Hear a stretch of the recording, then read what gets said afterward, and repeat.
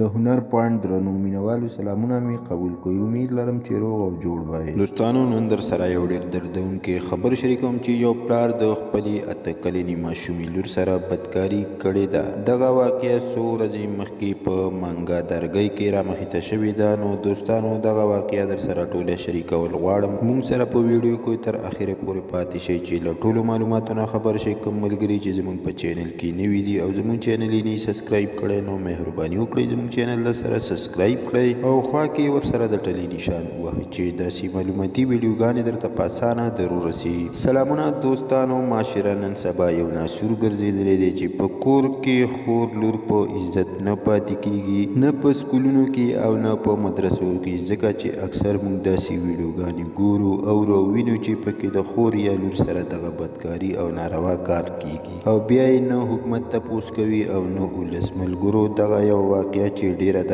افسوس او دردونکې ده په پښتونخوا مانګا درګۍ کې رامخې ته شوې ده چې یو پلار د خپلې سکه لور چې عمر یې 8 کاله دی ظالم به ورسره دغه ناروا او غلط کار کوو چې ښځه یې پرې پوه شوې ده نو هغه کور یې پرېښودو او د پلار کره راغلې ده. ښځې ټوله واقعه په سوشل میډیا په یو انټرویو کې ویلي دي چې زما د لور سره یې دغه ناروا کار کوو چې د یو کال نه یې دغه کار ورسره کوو. یو شپه پرې زه راویښه شوم چې دغه پلار یې د لور سره دغه کار کولو نو زما ورسره په دغه کار د شپې جګړه وشوه او په سحر ترې زه د پلار کره راغلم او ما چې لور ډاکټر ته بوتلله نو هغه د داسې کیس نه انکار وکړو او ویل چې ته اول رپورټ وکړه بیا به زه میډیکل رپورټ درج کړم. خو پولیس رپورټ درج کړو او هیڅ کاروایي ونه کړه او زما خاوند ځان ته BBA وکړه چې هغه اوس آزاد ګرځي او ښځې د حکومت نه هم دغه غوښتنه کوي چې ما ته د انصاف میلاو شي او د دغه سړي د